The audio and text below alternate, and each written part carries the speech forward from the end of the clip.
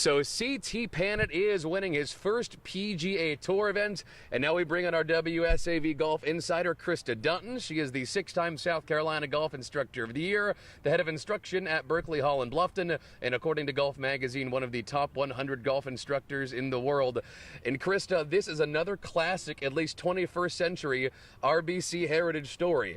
CT Pan is in the hunt all day, but he's a guy that not many people have heard of. Dustin Johnson falls off, Shane Lowry falls off, and he comes from behind on the back nine to take it. He just hung in there. You know, he struggled on 15, the easiest par 5 out there, and he bogeyed that, but then he bounced right back, made a really clutch birdie on 16, which I think was kind of the tournament for him, to make that birdie on 16, and then he parred at 2 good pars on 17 and 18 to secure this. Is there something to the fact that we have now had 4 first-time winners in a row? You know, I think the way this golf course is, you've got to control your golf ball. You don't have to be exceptionally long. You've got to be a good putter. CT Pan, his short game was unbelievable. I think he was only hit 58% of the fairways, but he was #1 in short game and up and downs. When he did hit the greens in regulation, he had 19 birdies, second only to Dustin Johnson. He just really hung tough. He made birdies when he needed to. He putted great, and his short game was great. So some of these younger players, you know, that may not overpower a golf course, they can still manage themselves around a golf course like that. All right, let's talk about some of the guys who came up just a little bit short. Krista, you and I were saying all of last night that Matt Kuchar finishing only 3 shots off the lead last night, he was absolutely going to be in the hunt. I'm a little surprised he did not fully pull off that comeback. Yeah, but you know, there's just so many things you can't control. He got off to a great start. He birdies #1, birdies 5. I think he may have even birdied 3, so he did really well on the front 9, which was really key today, to get out in front and get some birdies under your belt early on some of those birdieable holes on the front before you get into the backside where anything could kind of happen. And he made a great birdie on 15 off that hard pan over to the side, where I think people were hoping, you know, he would just save par and he ends up birdieing it. So I think he played great, and sometimes in this game it just isn't meant to be. All right, let's hear from Cooch. It was so much fun getting in the mix in the back 9 here on Sunday. Listen, that back 9, I was really enjoying myself. I mean, it was stressful golf.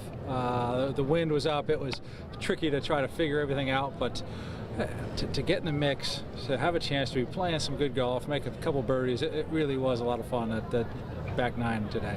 I tell you, the local support here is amazing. Every year I come, and every year I'm so impressed by the turnout from the local community. They really come out in great numbers, great support. It's fun to be inside the ropes playing golf in front of so many great fans. I thought getting to 11 might be good enough. I knew how tough 16, 17, 18 were playing.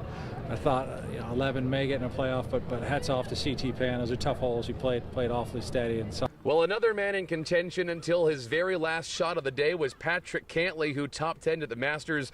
Not the first time he's played this course, Krista, although I kind of thought he was going to make a run those last couple holes. Instead, he was par, 16, 17, 18. I could have sworn he was going to have one more birdie in him. Yeah, I think missing that green on 18 hurt him a little bit too. You know, he was off to the side, and that was a tough pitch right there, and he just didn't pull it out. I mean, he's knocking on the doorstep. He played great at Augusta, played well again here. His time will come. He's close enough, but he just got kind of outshunned today, and Kuchar gave it a great run, and then CT Pan kind of snuck up in there and pulled this thing off. And I don't want us to bury the lead, because we began this broadcast tonight talking about the #1 golfer in the world, South Carolina's Dustin Johnson. You would not believe this. He shot 7 over on the day to finish at 3 under. Krista, what's your analysis of that? Did he just fall out of contention and then stop trying? Yeah, you know, I think he didn't get things going early on the front side. I think people thought if he got out early and made some birdies and, you know, elongated his lead early, that he'd be a really tough guy to catch going into the back. I don't think he did that. He made some bogeys, made, I think, 2 doubles in a row, which is unlike him. It just didn't look like he had his swing going today. He didn't have a lot of control with the golf ball. And, you know, the one thing I will say about DJ, whether he's shooting 5 or 6 under, or today, 6 or 7 over, he still carries himself very well. You really can't tell if he's shooting 76 or 66, which I give him a lot of credit for that. I thought Shane Lowry, he missed that short putt on 9, and I think that kind of got to him, and he kind of wore his emotions more in his sleeve, and DJ just stays kind of stalking along. DJ and silky cool. He's still just an awesome player, and obviously will be a favorite in one of the majors. Well, you mentioned Shane Lowry, who was in contention all day, led after rounds 1 and 2, comes up a little bit short tonight. Let's hear from the Irishman. I have so many positives to take from this week, and going forward, I'm looking forward to next week. And look, when you speak straight away after a round, especially when you're after coming so close, you feel, it's hard to describe what it's like, but I'm sure I'll get over it and move on to next week. What are some of those positives that you took away from your round? That was the best I've hit the ball in a while, best mentally I've been in a while. I've already won this year, so this is my 9th tournament, and a win and another great chance to win. I suppose I'm doing things right, so look, I'm, like I said, looking forward to next week and the rest of the season. Well, that'll pretty much do it for our PGA Tour coverage on Hilton Head Island this year. Let's turn to Krista one more time. And Krista, I can't help but thinking that because this was the best field in 25 years, Dustin Johnson, Jordan Spieth, Francesco Molinari, so many of the game's big names here, I have to think that bodes really well for the future of this tournament. Absolutely. And with sponsors like RBC and Boeing and the strength of this tournament, the fans love it. It's a great follow-up to the Masters, and you get some of those big names because of that. It's got the potential for anything. We saw the longer hitters. DJ took control of this golf course and let it slip away.